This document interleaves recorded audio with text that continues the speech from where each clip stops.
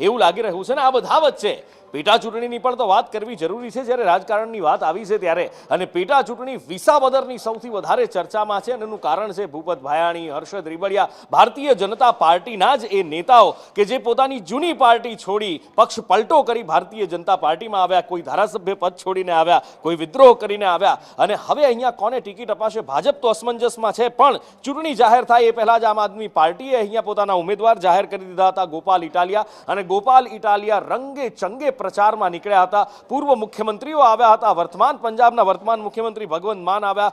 આમ આદમી પાર્ટીના સંયોજક કેજરીવાલ આવ્યા, આતિશી પણ આવ્યા હતા અને ભવ્ય રોડ શો સાથે નામાંકન ભરવા માટે નીકળ્યા હતા। જેમ આજથી 30 વર્ષ પહેલા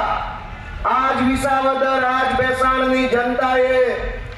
સરકારોના પાયા હચમચાવી નાખ્યા અને કેશુબાપા જેવા એક ખેડૂત આગેવાનને વિધાનસભામાં મોકલી અને મુખ્યમંત્રી બનાવવાનું કામ કર્યું હતું। દોસ્તો આજે ફરી વખત ઇતિહાસ લખાવા જઈ રહ્યો છે। ધરતી પર વિસાવદરની છે, ચૂંટણી પણ આવી ચૂકી છે અને ઉત્સાહ લોકોના ચહેરા ઉપર સ્પષ્ટ નજરે પડી રહ્યો છે। માટે ઇતિહાસ